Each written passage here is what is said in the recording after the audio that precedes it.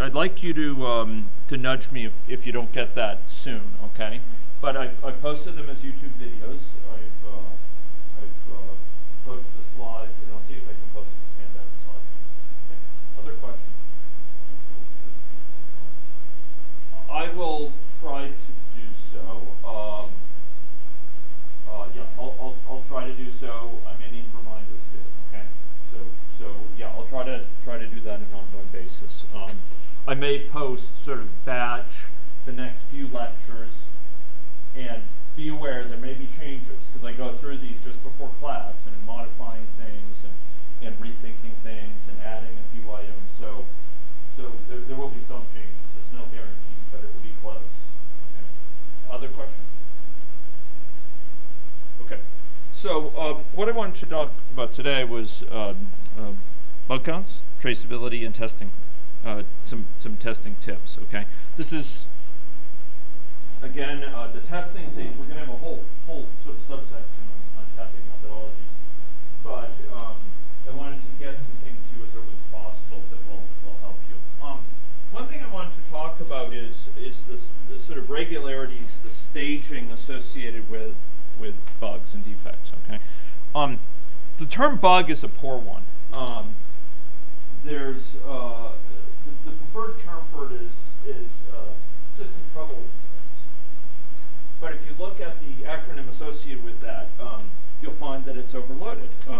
STIs mean something quite different for the domain of one of the projects. But STIs is a preferred term because bug is actually quite a poor descriptor for many cases that would be reported as a potential defect. Can anyone give me an example of a thing which wouldn't really be a bug but might be reported as a defect?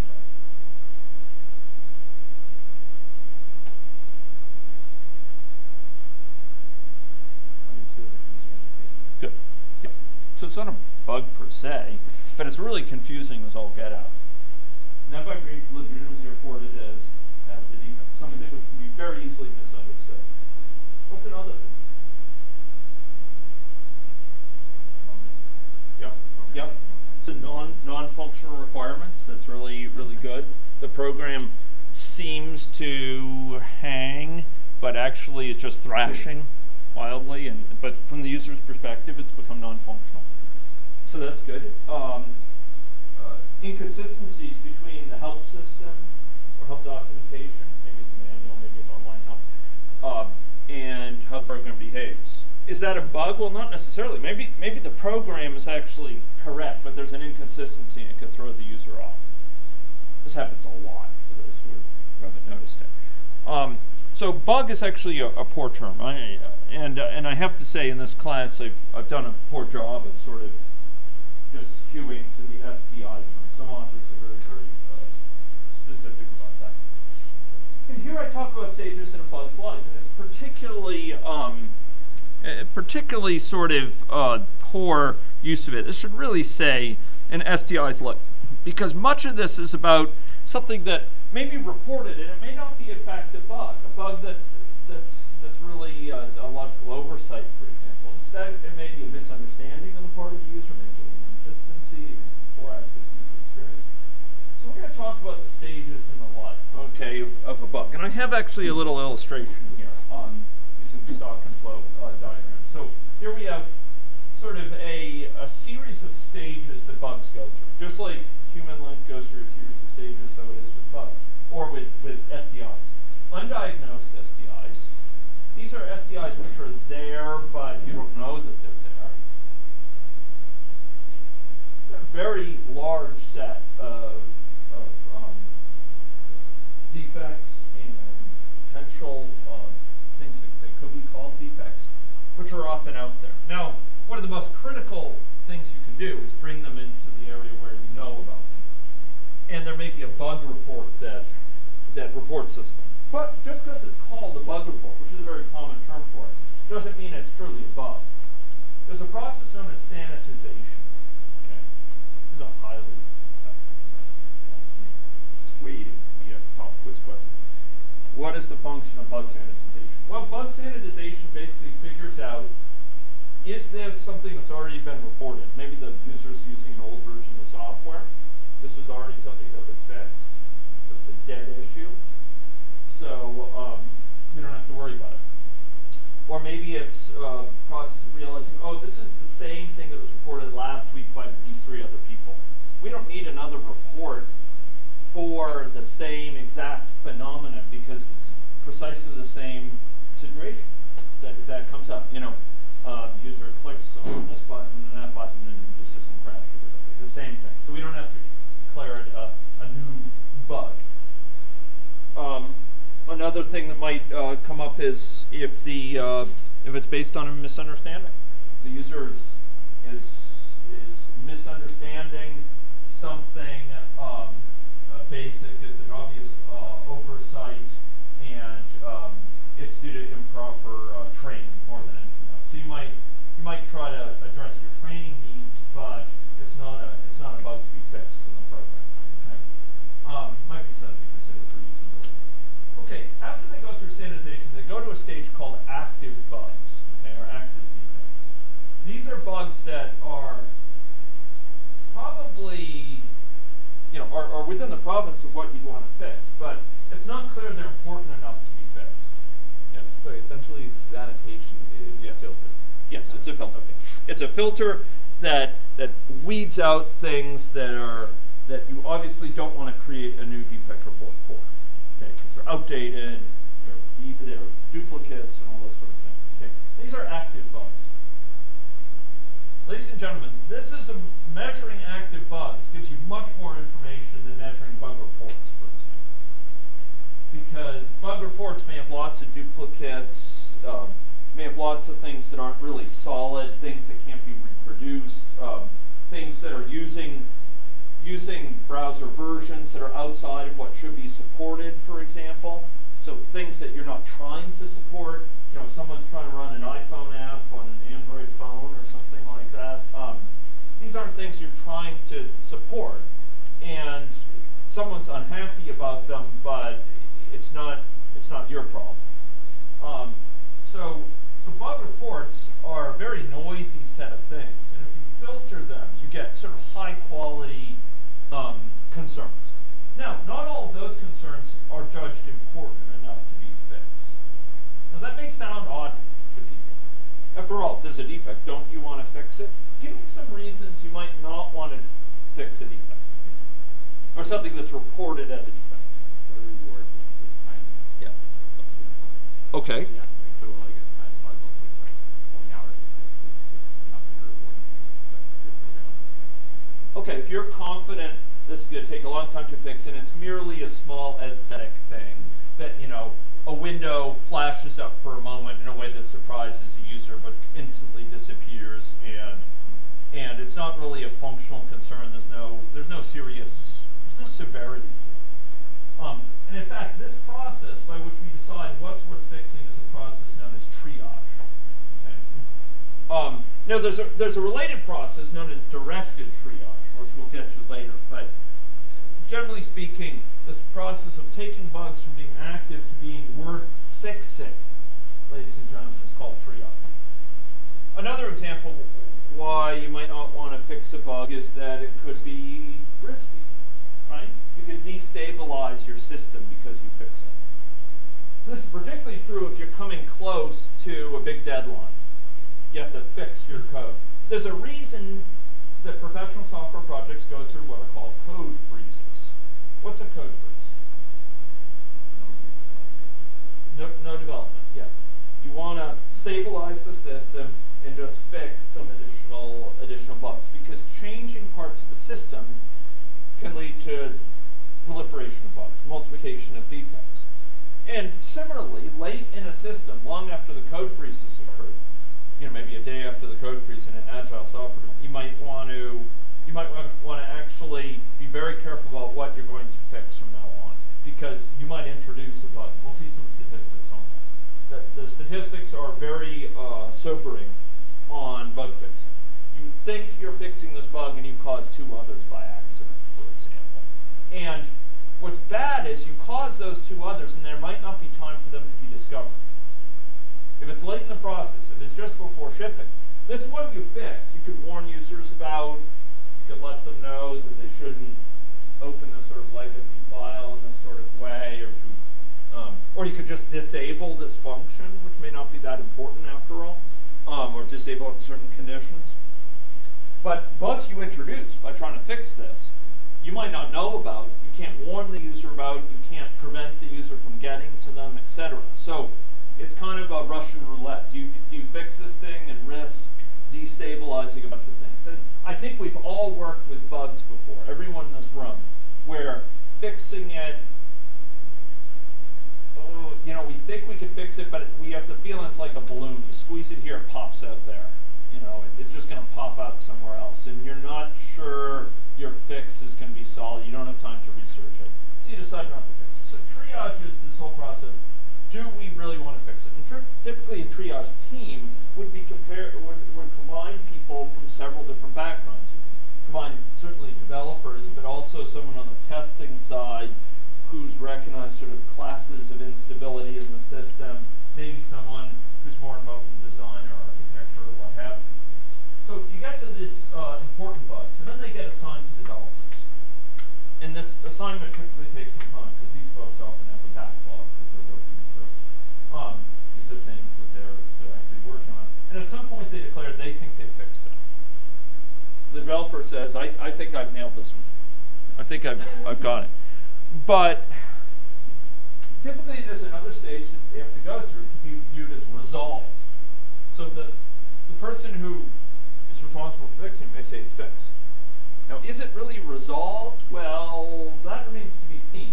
And often it's the person who reported it who's asked to actually indicate it clearly as resolved. Or someone else who's duplicated that bug separate from the developer. And then you view it as resolved. And then at some point the test team confirms it's eliminated and it's viewed as closed. It's a closed case. Done. Now that doesn't mean it will never rear its ugly head again. It may. This bug may come back. Bugs have a way of creeping back in. Maybe there's code reused later that was from an earlier version and it reintroduces this bug. Maybe it was based on a logical oversight, some off by one error, and something gets tweaked and then it comes back. So often what you want to do is do a regression test. So once this is a fixed bug, you'll just test from it from now on within a regression suite. A suite of tests that are run regularly. Not every build, because it's typically too much to do at every build, but you'll do it on a regular basis. Okay?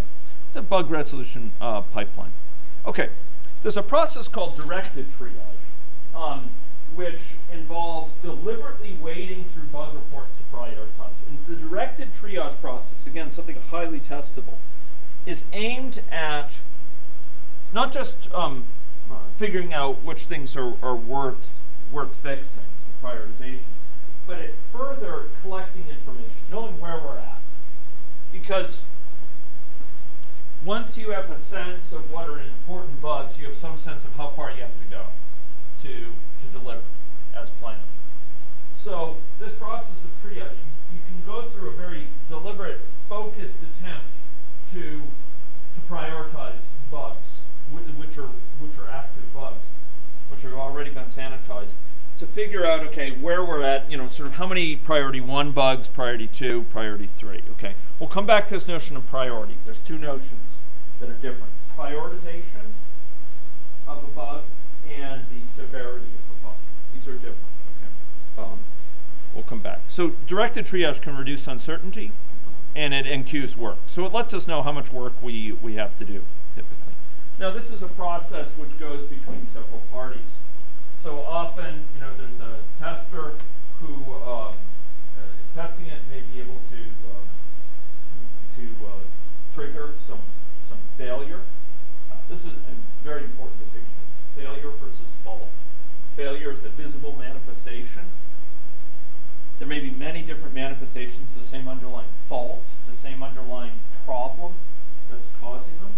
And typically a tester is going to see some of these manifestations and they try to reproduce it. They're going to try to reproduce it in as simple a way as possible.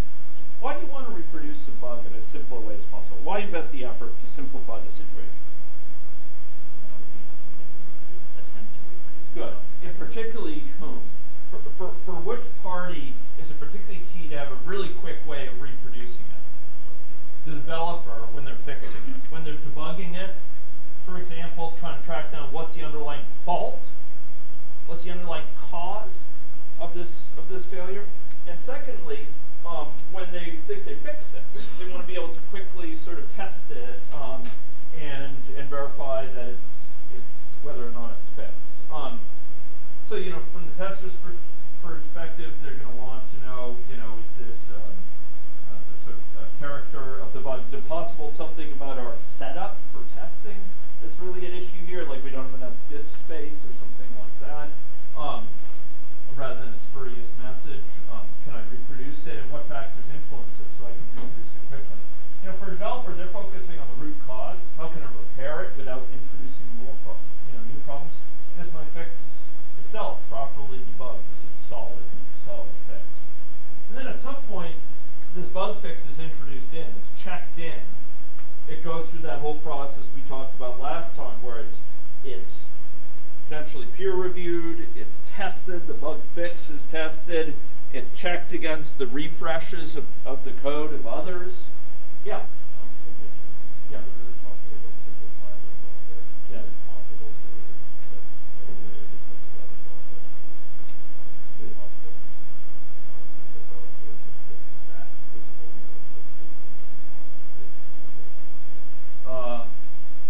It is possible. So in other words, I think what you're asking is, in simplifying, is it possible that you'll get them to fix a problem, but won't actually fix the original problem? Is that what you're asking? It is possible. Often we assume, as a working hypothesis, we assume that that there's one underlying fault, and that if we can reproduce kind of very similar phenomena with simpler and simpler cases, that it's not another problem that yields the same issue. But it is possible that there's two underlying faults or interacting faults, and I've been in situations like that in my professional life where in fact, I've simplified, I think I fixed the problem, but I go back and it doesn't fix the original report. And this is one of the reasons why you typically want to test it again with the original situation, not just with a simplified situation. Okay? So you actually would like, from the user who reports it, quite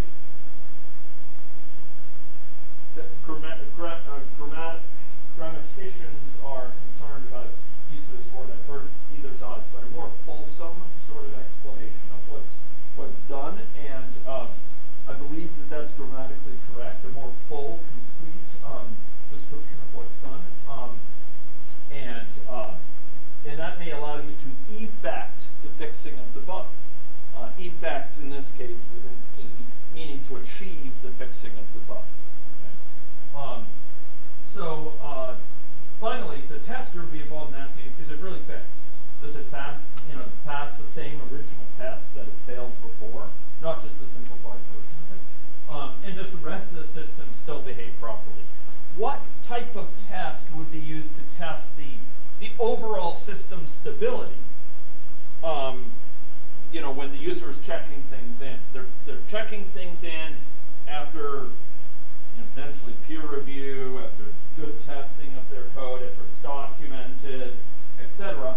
They check it in, and there's a test that runs at time of check-in. That test is called the smoke test, and it basically tests the stability of the system as a whole, which can help you if you've broken something really bad, and it's going to prevent other people from making progress because it hoses the system so badly. It helps you know about it quick, right? Okay, so a bit of a reminder there. Okay, this is a diagram from NASA showing weeks of testing on the x-axis and cumulative defects found on the y-axis per 1,000 lines of code. Okay. A couple things to note. One thing is, this timeline is measured in the unit's weeks, but its extent spans years. 289 weeks out here. It's a long investment. Second thing you'll notice is that there's this kind of rise and, in some cases at least, this kind of plateau. plateau associated with? Sorry? Okay, it could be associated with code freezing. That's actually an interesting point. But I think in this case, I'm pretty confident in this case, this is after the code, it was all feature complete and frozen up here. And yet bugs are being discovered. So what else might explain this sort of plateau? What's a nice thing to think might explain it? Difficulty finding bugs. Okay, yeah, you've found most bugs. A more sobering reason is Not just that you found the bugs, but the difficulty. well, yes, and I was coming to that exact thing. So a more sobering reason is maybe that it's not bug free. It's just you may have found the easy bugs. It's kind of like oil exploration. So I used to work with a mathematical statistician who was an expert in the oil industry. He was involved in a lot of advice to the oil industry about where to explore and so on at phases of his career. And one of the things that he had introduced was this realization that often what goes on is early on you find the easy finds. You discover the things that are easy to find, and later, and the things that are remaining are often harder to find, more subtle, etc. It's not doesn't mean they're not there. It's just they're more difficult to locate. So you notice there's actually a fair period here of almost a year where no bugs are being found in Voyager, and then you found some bugs.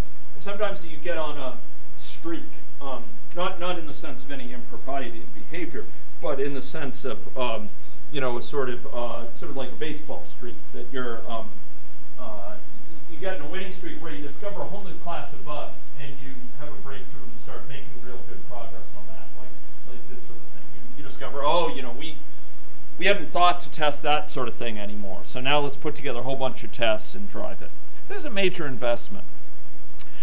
Here are some metrics you might consider when reporting bugs. Number of STIs. So these are the number of system trouble incidents, not yet sanitized. Number of active STIs, broken down by severity and priority. Severity is the level of seriousness if it occurs. Priority includes a consideration of severity, but it's more like the risk exposure. It's kind of like the probability that it will occur times the actual occurrence. So there may be something, give me an example of a very severe bug. Yeah, data,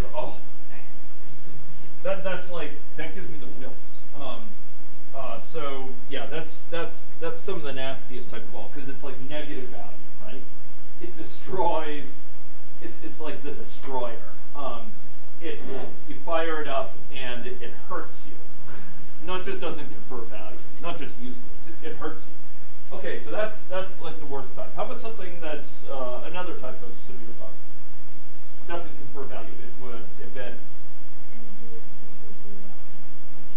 Okay, yeah, it gets in the way of the purpose of using the program, or a key purpose. If it crashes, right, that's pretty bad. Not as bad as data corruption, but crashing. Okay, so those are all severe things. There are, by distinct, some things that, and those are all typically high priority too. I mean, getting in the way of fundamental user function. Often that's going to be high priority. But there may be severe things that are not high priority. Give me an example. There'll be something that's quite severe, but it's not really going to be a high priority. Okay.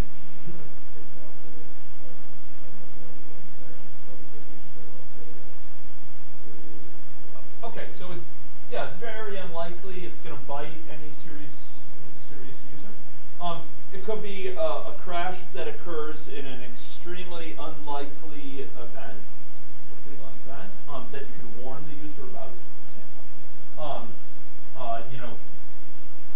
Do not try to run this on, Windows 95, pre-Windows 95 machines, or something like that. You can just rule it out. It may be something that is, affects only a very defined case where you can implement a workaround or something like that. So it's not a really high priority to fix, warn about, etc. Prioritization, meanwhile, there might be some things that are low priority, low severity, but high priority. Give me an example of something that would be, yeah. No, Sure. Give me an example of something that's low severity, high priority.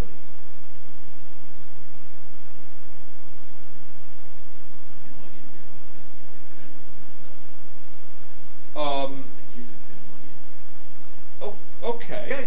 I think though that that's fairly high severity in the sense that it prevents them from securing value from the system. So I mean, it's a great example of a case that might be a real case, but it's I would say it's pretty high severity. Well, how about something that's low severity but high priority to fix? Something that's really easy to fix. Well, okay, we might not be able to apply. Okay, something that's easy to fix. Okay, yeah. Yeah, sure. Maybe something that's embarrassing and easy to fix. So, you know. You click through something, it gives you like an error message, but there wasn't actually an error. Yeah, there wasn't really an error. Spurious method. That's a great example, actually, Brian. You know, spurious example, a spurious error message. It might frighten the user. There's actually no loss of functionality. There's no loss of data, etc. But it's something you want to fix. You have a splash screen that comes up, and you know your company name is misspelled, something like that. Or you know you have some sort of whacked out color clash going on, you know, on certain pages or something. It just looks hideous because I created it. You know that might be something you want to fix. Someone will say, "Oh man, that looks bad." You know, it's perfectly usable, but it looks like a lousy visual design. Well, that can be something that's high priority to fix. So it doesn't really deprive the user per se of value or harm them in any sort of way, but it's something that's easy to fix, readily done, and it can improve the user experience. Okay, here are other things that you might consider. You know, percent of tests that complete. Percent of test steps or steps in the test that have completed. Defect age at closure. How old is the defect when you close it? How long did it take to close? Sorry, I'm not answering the question. Okay. I wanted to ask, when you're talking about severity and priority with user interacting with the user, Yeah.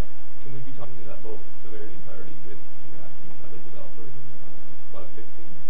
Oh yeah. I mean, typically the people who assign the severity and priority are in fact typically the developers. Now, they're going to be wanting to think some from the user perspective, because ultimately the people who are going to be using it are the customers, right? Yeah. The end users are the ones who are going to decide, is this something I want to use? Is this something I'm going to recommend to my friends? You know, so you want to be thinking from their perspective. But yeah, I mean, I think what you may be asking is like maybe there's a maybe there's some hideously ugly thing in the actual way in which you've implemented some functionality, and it's twisted and contorted and a maze of all of dark paths. It's all not a bug, it's an STI. Sorry? It's not a bug, it's an STI. It's an STI. I mean, well, it's a point of I'd say it's a risk that you might introduce a defect report for. Okay, and it might be viewed as severe. It might be viewed as moderate severity, but it could come back to haunt us because you can't. You need to. You're going to need to fix it at some point. It may hide bugs eventually. Okay. I think we'll leave these for now. But number of defects open and closed. One of the considerations here, and I may get to this later in the semester in greater detail, is that when we're dealing with certain common statistics, like number of bugs fixed, number of big bugs found, number of bugs promoted to active bugs, number of bugs resolved, or number of bugs promoted to important bugs. In other words, triaged, improved as an inflow, and the outflow is bugs fixed. So you have to remember that there's an underlying stock of bugs that are accumulating here. So if I have this count over time in successive weeks, and you can see diagrams like this for projects online, when is the number of actual bugs the highest? So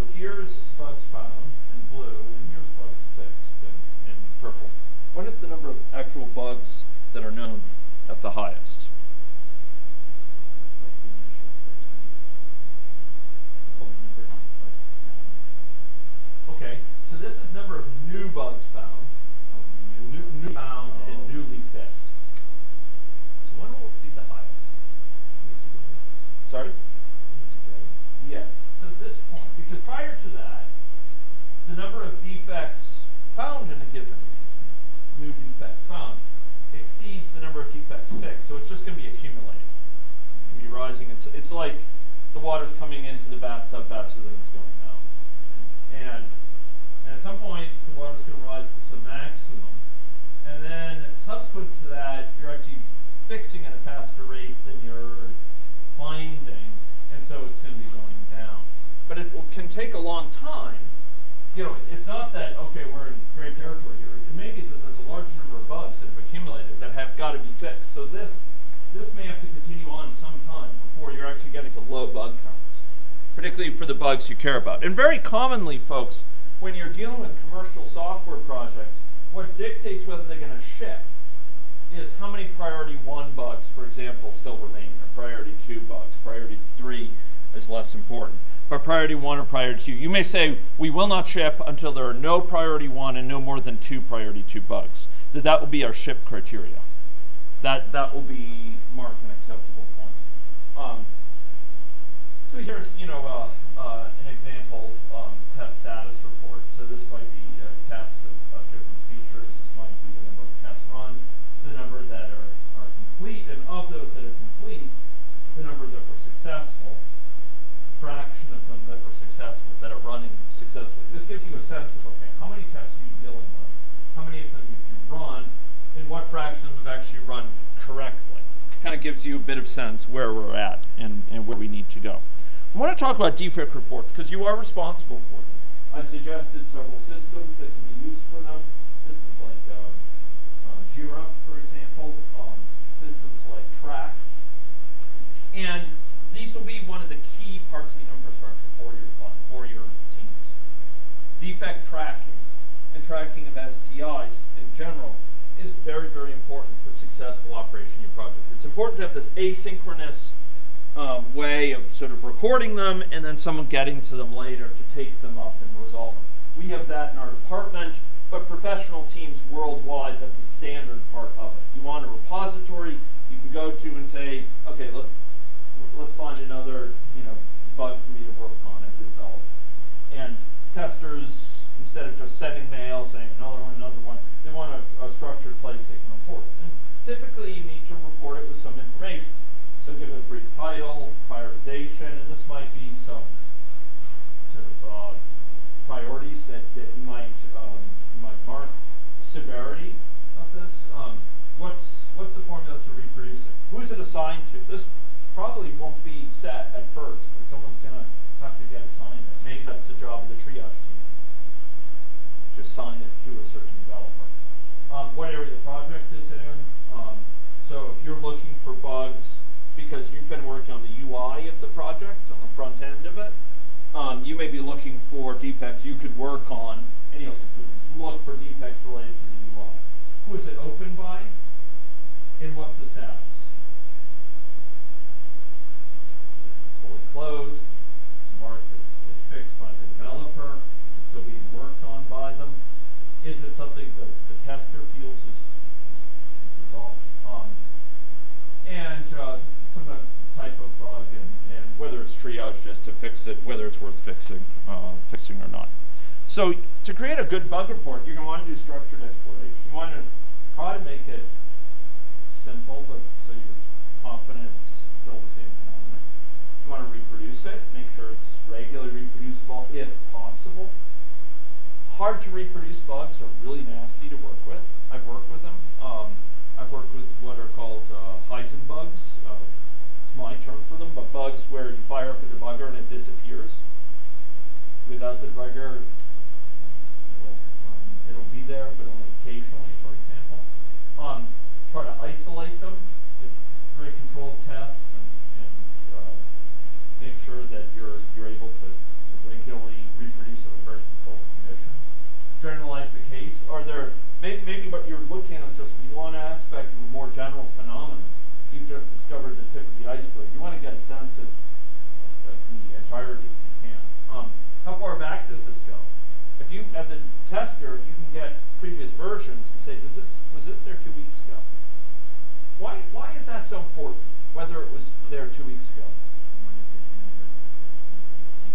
Okay, so that's one possibility. Let's suppose it hasn't. Let's suppose it's just been there continuously. Why is it important to know how far back it goes?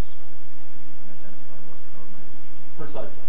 Because if it goes way back, you shouldn't be looking just on recent changes as contributing to this. You should be thinking about a broader set of code, or code that was in place back then. You want to summarize it, condense it, disambiguate. Okay, folks, this is an important thing on human theater, neutralize it. One of the uncomfortable realities of the situation is testers and developers sometimes get at loggerheads. Sometimes there can be real tensions. Now, I've seen cases where they work together great, but unfortunately in some teams, there's real tensions because the developers feel that the testers are being gratuitously insulting or sort of after them, and emotions can fray. You put out some of your best work, and there's something slightly off, and a tester comes right back, still not fixed. Why are you checking in lousy code? Your code is yet another bug in it.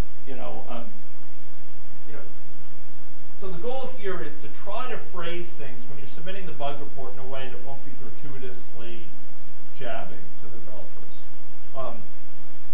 There are some testing teams that have sort of taken delight in this. Later in the class we'll talk about gel teams. And there was a team at IBM that was known as the black team. It was a team of testers. And they claimed that they could crash any system.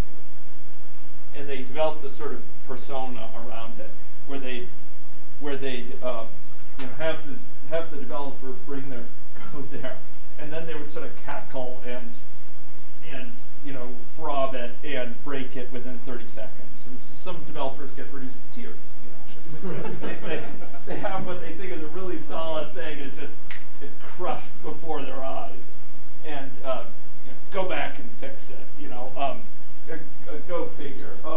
So you don't want to set up an unnecessarily combative relationship. This is not merely a matter of quality of life on the team. It's a matter of how effectively you can work as a team. It's about how productive you can be. It's about, do you have the morale to really pull you through those times where things are not going so well? These are not small issues. These are issues as to whether the team will sort of shine or break down under pressure.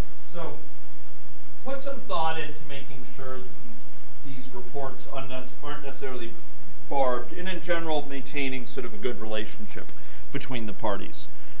Testers, you could argue that it's kind of part of the nature of the situation that testers will rankle developers, because they're pointing out faults and things that people feel very proud about. But if you can at least lessen the gratuitous sort of jabs there, it can help a lot. A couple of things about reproducing bugs. Yes? Do you have examples of situations where it might constitute jabbing? I don't really understand.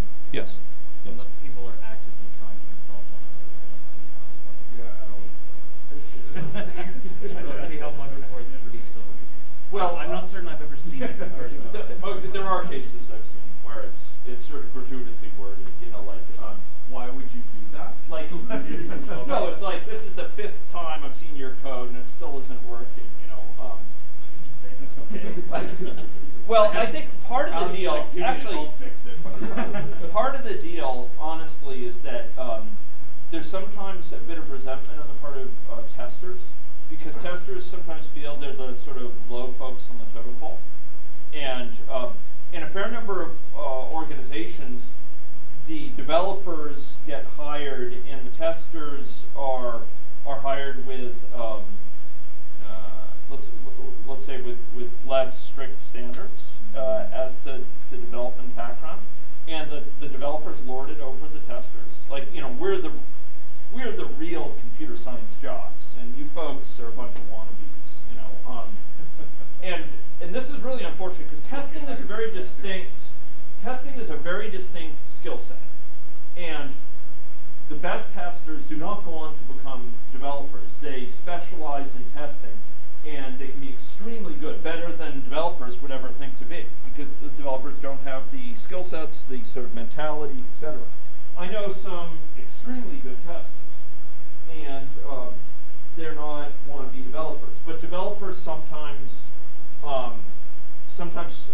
gratuitously overrule or sort of look down upon testers. And testers get that sense, and so when it comes time to testing, they rub it in a bit.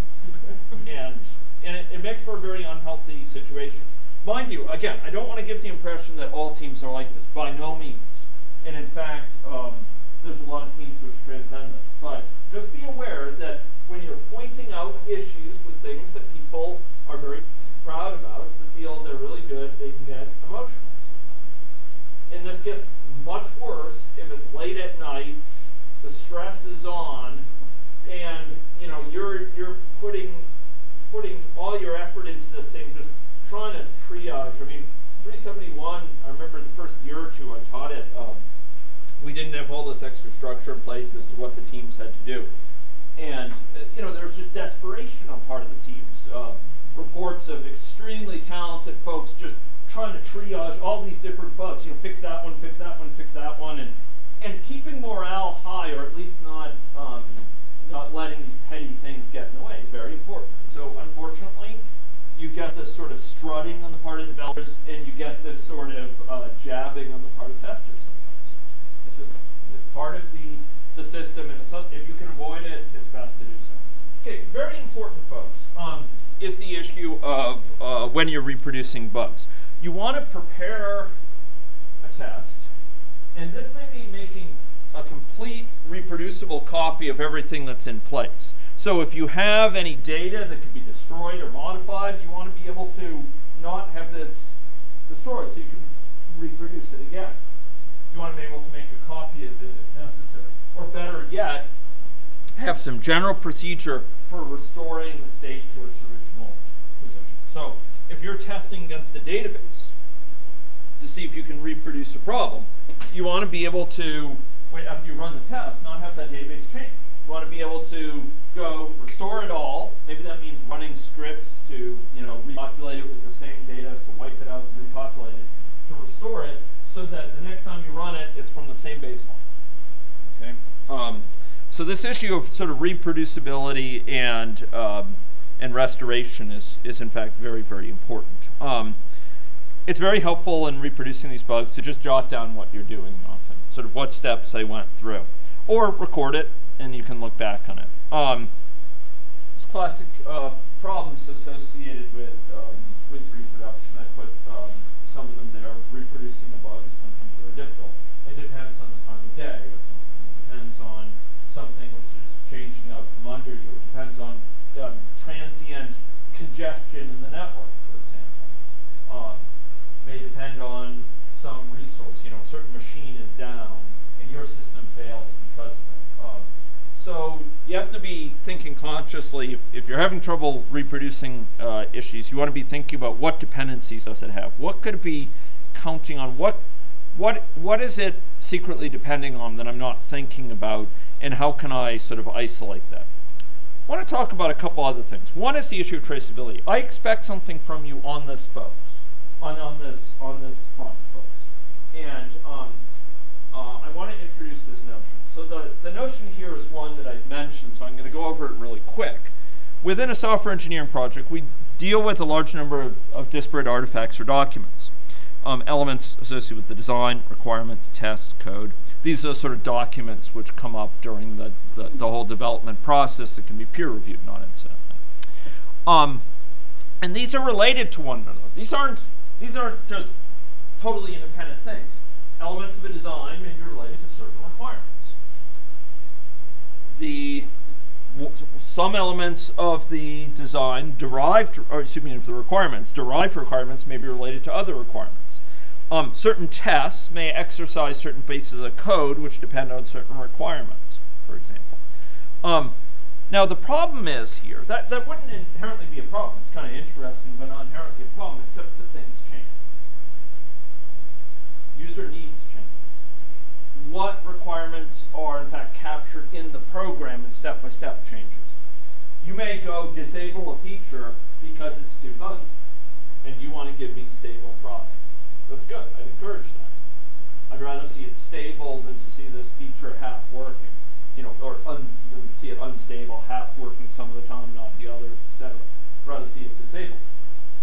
Now, when you go to disable something like that, or when you go to add a feature in, or when you go to X out a feature because it's now deprecated, another feature has replaced it that's more general, it's really helpful to know what things depended on the feature that I'm Xing out, so that you no longer have to include them. Maybe certain test cases, maybe certain code, certain design features, etc. So user requirements evolve, derived requirements evolve, design decisions are changed as the product evolves, and these things trigger ripple through effects. So requirements change, lead to design change, lead to test changes or code changes. So traceability is a process of documenting these dependencies, okay? And it has many virtues to it. One is when a change occurs, you know what things are affected. And that turns out really useful. Particularly if you're going to remove a feature, you know what things to remove, for example, or deprecate feature. Secondly, it can help identify gaps. You can recognize test gaps, things that are not tested, things that you can recognize no test certain features. Right? These certain features are not addressed by any tests. That can be really, really helpful. These certain requirements are not currently tested. That is really useful. And it can help you deal more effectively with change. By describing sort of what depends on what, you can more quickly locate things that are affected by decision change. So this is what I want you to put in place, is a traceability matrix, okay? And at the least, what I'd like to see is test cases characterized in terms of things that they are related to. So it may be modules of the code, it may be requirements, it may be features within the code. So here's an example. And I'm not looking for anything fancy here, but I'm looking for you to be able to see at a high level with your tests, what are they testing? What features, for example? Or what requirements for the user that are now in place? This is really useful, because if you see a line like feature 2, where there's no X, what does it mean? Can anyone describe for me? I mean, at an intuitive level, you have feature 2, there's no X. What does that mean? There's no test to sort of test out that feature. Could that be a vulnerability? No, it's accurate. Yeah. This may be the sort of thing which I decide to test out. And this is something which could represent a significant exposure, a significant vulnerability. Some of the requirements, if they're not tested, that this thing, this smartphone operates absent a cell connection or something like that, this certain app on the smartphone, then,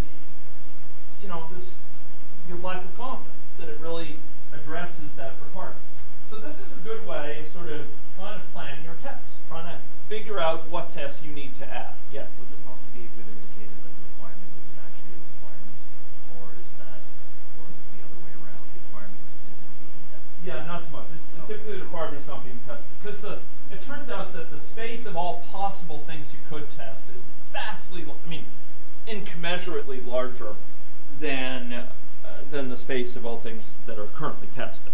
In other words, with testing, and this is a point I was going to get to in just a moment, testing is not just finding bugs. It's a process of assessing quality, and the point is that when we pick our tests, we do so bearing in mind that we have to be choosy, we have to be selective, we have to be judicious in what we test. It's not just a matter of throwing out various tests. We have to choose sensibly, because our time is limited, and the set of all possible things we can test is just too darn long for us to test it. And so we want to pick carefully. And so typically, just because these tests all too often are an impoverished subset of tests you should be doing, or an overly restrictive subset, what these tests are often based on more on our imagination, and gaps are more in failure of our imagination than anything else. So the requirements are hopefully things that are grounded by discussion with the end user and so on. Just because you don't have tests that put them into place, that's often a comment much more on our inability to be creative in coming up with important tests than anything else. And a matrix like this can help ensure that you don't have obvious silly gaps in your tests. Because believe me, when push comes to shove, and particularly when you're doing system tests, things that test full features, etc., it's very easy in the heat of the moment, in the heat of the project, to just overlook the fact we don't have any tests for this. It's just all too easy to fail to sort of note that. And so you want to create tests that are consciously chosen to check a certain base set of things. I'm going to introduce, in just my final probably 3 or so minutes here, I'm going to introduce just a few comments on testing. I noted that testing is not just a matter of finding bugs, it's finding quality issues. And it should specifically focus on finding important bugs. Bugs that matter, bugs that are likely to be important. It can give immediate feedback on rough quality. Oh, you know, this release to testers, which you might think of having as a distinctive thing, you know, that every once a week you release it to testers, so they're not just doing their tests on constantly evolving target. It may identify usability issues, it may identify general softness of the system, that it's just not very stable, and get you that feedback soon so you can look into it. I noted that they use different skills often, and that's important cultivating. And I've tried to emphasize, this is, you know, arguably the most important part of this whole semester. I can virtually guarantee you there'll be something on the final exam, you know, about this. The key thing is use your mistakes to figure out how you can do things better in the future. Don't just fix the mistake itself, but ask, how could I have spotted this sooner? How could I avoid this sort of thing coming up in the future? How could I eliminate the root cause of it? Help identify process problems. Like maybe we should be doing more peer reviews of our design documents. Or maybe we should, you know, have more peer desk checks, more pair programming. This, ladies and gentlemen, is something that you may not be thinking about, but I want you to give some serious thought to. Normally I've left this till later in the class, but this year I decided to teach it early. Testability. It's not just a matter of having your program and needing to test your program. You should be thinking when you build your program, how are we building this program so that it can be easily tested? How can we craft this thing so it's easy to test functionality that we care about? Now that sounds like a big abstract idea. Well, it turns out that there's very concrete ways you can actually enhance it. One thing is good documentation and good specification of what something is supposed to do. Makes it easier to create a test for it. This thing is supposed to have under these preconditions, it's supposed to have these post conditions, maintenance, variant, or what have you. That's something that actually you can carve out quite easily into a test. It also helps developers modularity-wise because they don't have to look at the code. They can just look at this and know what they can count on. It's absolutely key, but for division of labor. But specifications are very good for testability. Modularity in general. If your code base is a hairball with all sorts of things mixed together, how can you test one thing without testing the others? You want to be able to test different sub-areas of the project so that you could zero in on where the specific places the problems are located. And if it's all mixed together in some horrible way, if you have UI mixed with backend going to the database, mixed with business logic, you are setting yourself up for problems with testing. Because how are you going to test your system without a UI, you know, banging on the UI? And that's a very inefficient way to test it. You should have lots of code which tests your system without needing to go through the UI. It should be able to test it from test harnesses programmatically, where you set up, you know, for example, objects of a certain class and you bang at them with certain calls. Or you mock out these two adjoining classes, you know, B and C, and you test A against these mocks. That's very hard to do if you have